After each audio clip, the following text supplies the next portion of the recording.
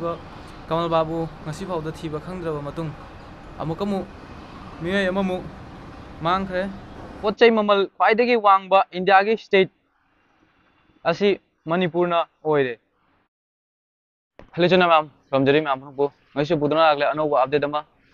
ꯃꯌꯥꯝ ꯑꯗꯨꯗꯤ ꯌꯦꯡꯃꯤꯟꯅꯔꯁꯤ ꯂꯣꯏꯕ ꯐꯥꯎꯕ ꯑꯗꯨꯒ ꯇꯝꯃꯤꯟꯅꯁꯤ ꯑꯗꯨꯗꯤ ꯃꯌꯥꯝ ꯇꯝꯃꯤꯟꯅꯔꯁꯤ꯫ ꯍꯧꯈꯤꯕ ꯗꯤꯁꯦꯝꯕꯔꯒꯤ ꯗꯦꯠ 12 ꯃꯅꯤꯄꯨꯔ ꯁꯦꯀ꯭ꯌꯨꯔꯤꯇꯤ ꯐꯣꯔꯁꯅ ꯐꯥꯖꯤꯟꯈꯤꯕ ꯃꯤꯑꯣꯏ ꯃꯔꯤ ꯑꯁꯤ ꯂꯣꯏꯅꯅ KNF ꯀꯥꯗ꯭ꯔꯦ ꯑꯃ ꯌꯥꯎꯔꯤ꯫ ꯃꯈꯣꯏ ꯑꯁꯤ ꯂꯥꯏꯖꯥꯡ ꯚꯤꯂꯦꯖ ꯆꯨꯔꯆꯥꯟꯄꯨꯔ ꯗꯤꯁꯇ꯭ꯔꯤꯛꯇꯒꯤꯅꯤ꯫ ꯐꯥꯔꯤꯕ ꯃꯤꯑꯣꯏꯁꯤꯡ ꯑꯁꯤ ꯃꯤꯡ ꯄꯟꯖꯔꯛꯀꯦ꯫ ꯑꯍꯥꯟꯕ ꯑꯣꯏꯅ ꯊꯥꯡꯁꯤꯌꯥꯝ ꯍꯧꯀꯤꯞ ꯆꯍꯤ 23 ꯑꯁꯤꯅꯤ KNF ꯀꯥꯗ꯭ꯔꯦꯁꯦ, ꯑꯗꯨꯒ ꯂꯣꯏꯅꯅ ꯑꯅꯤꯁꯨꯕꯁꯤꯅ ꯀꯥꯝꯂꯤꯌꯥꯟ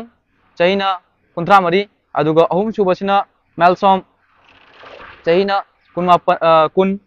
ꯑꯗꯨꯒ ꯑꯂꯣꯏꯕꯁꯤꯅ ꯖꯩꯄꯨ ꯗꯧꯖꯥꯏꯊꯥꯡ ꯆꯍꯤꯅ 92꯫ ꯃꯈꯣꯏꯁꯤꯡꯗꯒꯤ ꯂꯣꯏꯅꯅ ꯐꯥꯕ ꯋꯤꯄꯟꯁꯤꯡꯁꯤ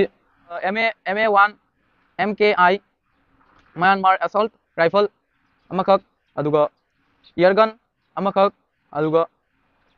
ꯂꯥꯏꯐ ꯔꯥꯎꯟ ꯑꯦꯝయుꯅꯤꯁꯟ 90, ꯐꯥꯌꯔ ꯀꯥꯔꯇꯨꯖ 12, ꯑꯗꯨꯒ ꯂꯣꯏꯅꯅ ꯔꯦꯖꯤꯁꯇ꯭ꯔꯦꯁꯟ ꯌꯥꯎꯗ꯭ꯔꯕ ꯀꯥꯔ ꯑꯃꯈꯛꯀ ꯃꯈꯣꯏꯗꯒꯤ ꯁꯤꯖ ꯇꯧꯈꯤ꯫ ꯌꯥꯝ ꯅꯨꯡꯉꯥꯏ ꯄꯥꯎꯁꯦ ꯇꯥꯕꯗ, ꯑꯗꯨꯒ ꯃꯊꯪꯗ ꯑꯃꯨꯛ ꯍꯥꯏꯖꯤꯜꯂꯛꯑꯒꯦ꯫ ꯑꯗꯨꯒ ꯂꯣꯏꯅꯅ ꯌꯥꯝ ꯅꯨꯡꯉꯥꯏꯇꯕ ꯊꯧꯗꯣꯛ ꯑꯃ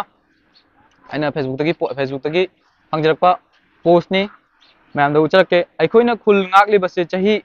2 ꯐꯥꯖꯤꯜꯂꯛꯂꯦ, ꯑꯗꯨꯅ ꯆꯔꯨꯒꯤ ꯃꯣꯝꯄꯥꯛ ꯁꯤꯁꯨ ꯚꯦꯂꯤꯗꯤꯇꯤ ꯂꯣꯏꯁꯤꯜꯂꯛꯂꯦ꯫ ꯏꯟꯊꯝꯊꯥꯒꯤ ꯃꯇꯝꯁꯨ ꯑꯣꯏꯕꯅꯤꯅ ꯄꯨꯛꯆꯦꯜ ꯆꯥꯎꯕ ꯀꯅꯥ ꯀꯅꯥ ꯂꯩꯔꯕꯗꯤ ꯆꯔꯨꯒꯤ ꯃꯣꯝꯄꯥꯛ ꯈꯔ ꯃꯇꯦꯡ ꯇꯧꯕꯤꯔꯒꯗꯤ ꯌꯥꯝꯅ ꯅꯨꯡꯉꯥꯏꯖꯒꯅꯤ꯫ ꯄꯥꯎꯁꯤ ꯇꯥꯕꯗ ꯌꯥꯝ ꯊꯃꯣꯏ ꯁꯣꯛꯏ꯫ ꯃꯌꯥꯝ ꯌꯥꯕꯤꯔꯒꯗꯤ ꯑꯉꯝꯕ ꯃꯇꯦꯡ ꯄꯥꯡꯃꯤꯟꯅꯁꯤ꯫ ꯏꯌꯥꯝꯕ ꯏꯕꯨꯡꯁꯤꯡꯁꯤꯅ ꯑꯁꯨꯝꯅ ꯈꯨꯟ ꯉꯥꯛꯂꯤꯕꯁꯦ ꯏꯪꯈ꯭ꯔꯕ ꯍꯧꯖꯤꯛ ꯃꯇꯝꯁꯤꯗ꯫ ꯑꯗꯨꯒ ꯂꯣꯏꯅꯅ ꯑꯩꯅ ꯐꯦꯁꯕꯨꯛ ꯄꯣꯁꯇꯒꯤ ꯐꯪꯖꯔꯛꯄ ꯃꯤꯄꯨꯝ ꯈꯨꯗꯤꯡꯃꯛ ꯁꯦꯌꯔ ꯇꯧꯕꯤꯌꯨ ꯄ꯭ꯂꯤꯖ꯫ ꯁꯥꯃꯨꯃꯈꯣꯡꯗ ꯍꯧꯈꯤꯕ ꯇꯥꯡ 11ꯒꯤ ꯑꯌꯨꯛꯀꯤ ꯄꯨꯡ 7:00 ꯈꯔꯗ ꯃꯤꯑꯣꯏ ꯑꯃꯕꯨ ꯃꯤꯅꯨꯡꯁꯤ ꯂꯩꯇꯅ ꯒꯥꯔꯤꯅ ꯊꯣꯝꯕꯤꯔꯝꯂꯦ꯫ ꯍꯟꯅ ꯌꯦꯡꯂꯝꯗꯅ ꯆꯠꯈ꯭ꯔꯦ꯫ ꯅꯨꯃꯤꯠꯇꯨꯗ ꯅꯨꯄꯥ ꯑꯃꯅ ꯇꯧꯔꯒꯦ ꯅꯥꯀꯟꯗ ꯅꯨꯄꯤ ꯑꯃ ꯇꯣꯡꯉꯤ꯫ ꯍꯥꯏꯔꯤꯕ ꯃꯐꯝ ꯑꯁꯤꯗꯤ CCTV ꯀꯦꯃꯦꯔꯥꯅ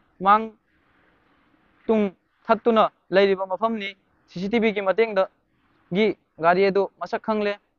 ꯃꯍꯥꯛꯀꯤ ꯅꯝꯕꯔꯗꯤ ꯂꯣꯏ ꯄꯟꯖꯔꯔꯣꯏꯒꯦ, ꯑꯔꯣꯏꯕ ꯅꯝꯕꯔ ꯃꯁꯤꯡ 9026 ꯅ ꯂꯣꯏ꯫ CCTVꯒꯤ ꯃꯇꯦꯡꯅ ꯈꯪꯖꯔꯦ ꯑꯗꯣꯝꯒꯤ ꯂꯩꯐꯝ ꯑꯃꯗꯤ ꯒꯥꯔꯤꯒꯤ ꯑꯣꯅꯔ ꯈꯪꯖꯔꯦ꯫ ꯉꯁꯤꯗꯒꯤ 24 ꯑꯋꯥꯔꯁ ꯐꯥꯎꯒꯤ ꯃꯅꯨꯡꯗ ꯃꯤꯑꯣꯏꯕ ꯑꯃ ꯑꯣꯏꯅ ꯂꯥꯟꯈ꯭ꯔꯦ ꯁꯣꯏꯈ꯭ꯔꯦ ꯍꯥꯏꯔꯛꯇ꯭ꯔꯕꯗꯤ ꯃꯗꯨꯒꯤ ꯃꯇꯨꯡ ꯇꯥꯔꯛꯄꯗ ꯊꯣꯛꯂꯛꯄ ꯑꯐ ꯐꯠꯇ ꯗꯥꯏꯇ ꯅꯁꯥꯅ ꯂꯧꯒꯗꯕꯅꯤ꯫ ꯅꯍꯥꯛ ꯈꯛ ꯅꯠꯇꯅ ꯀꯩꯁꯨ ꯈꯪꯖꯗꯕ ꯐꯦꯃꯤꯂꯤ ꯌꯥꯎꯅ ꯑꯋꯥꯕ ꯇꯥꯒꯅꯤ ꯍꯥꯏꯕꯁꯦ ꯊꯝꯖꯒꯦ꯫ ꯄꯦꯖ ꯑꯁꯤꯒꯤ ꯃꯦꯁꯦꯟꯖꯔꯗ ꯇꯦꯛꯁ ꯇꯧꯕꯤꯔꯛꯑꯣ꯫ ꯁꯣꯏꯗꯕ ꯉꯝꯗꯕ ꯀꯅꯥꯝꯇ ꯂꯩꯇꯦ꯫ ꯁꯣꯏꯔꯗꯤ ꯁꯣꯏꯔꯦ ꯍꯥꯏꯕ ꯉꯝꯒꯗꯕꯅꯤ꯫ ꯅꯨꯄꯥ ꯑꯃ ꯑꯣꯏꯅ ꯅꯠꯇ꯭ꯔꯗꯤ ꯐꯔꯛ ꯌꯥꯝ ꯇꯥꯔꯛꯂꯒꯅꯤ꯫ ꯇꯥꯕ ꯄꯥꯎꯔꯤꯁꯤ ꯌꯥꯝ ꯊꯤꯅ ꯅꯨꯡꯉꯥꯏꯇꯦ꯫ ꯀꯔꯤꯒꯨꯝꯕ ꯑꯩꯅ ꯈꯪꯗꯦ, ꯁꯣꯝꯅ ꯈꯪꯗꯦ, ꯀꯔꯤꯒꯨꯝꯕ ꯑꯦꯛꯁꯤꯗꯦꯟ ꯊꯣꯛꯂꯝꯕ ꯇꯥꯔꯗꯤ ꯑꯩꯅ ꯀꯔꯤꯒꯨꯝꯕ ꯁꯣꯝꯒꯤ ꯌꯨꯝꯒꯤ ꯃꯤꯗ ꯑꯦꯛꯁꯤꯗꯦꯟ ꯊꯣꯛꯂꯝꯕ ꯇꯥꯔꯗꯤ,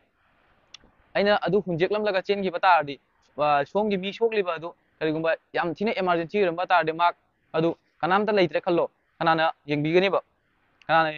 ꯑꯗꯨꯗꯤ ꯃꯐꯝ ꯑꯗꯨꯗ ꯃꯍꯥꯛꯀꯤ ꯃꯄꯨꯟꯁꯤ ꯑꯗꯨ ꯂꯣꯏꯕ ꯌꯥꯏꯑꯕ꯫ ꯑꯗꯨꯅ ꯃꯔꯝ ꯑꯣꯏꯔꯒ ꯑꯦꯛꯁꯤꯗꯦꯟ ꯊꯣꯛꯑꯦ, ꯑꯩ ꯏꯁꯥꯃꯛ ꯈꯪꯗꯦ, ꯁꯣꯝꯅ ꯈꯪꯗꯦ, ꯑꯦꯛꯁꯤꯗꯦꯟ ꯊꯣꯛꯈꯤꯕ ꯇꯥꯔꯗꯤ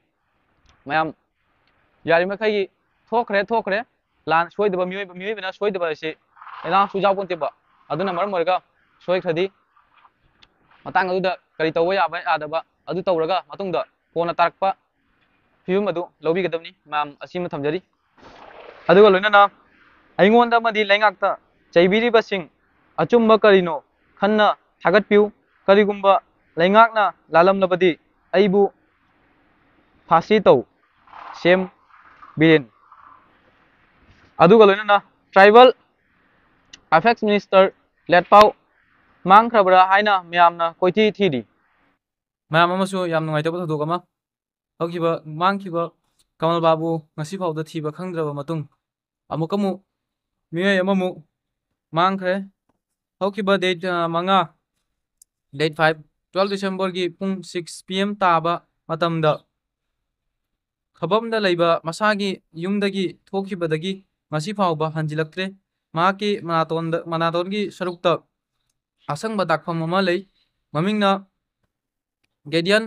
Kaising chahina nifu manga height na 5.3 mage leifam asina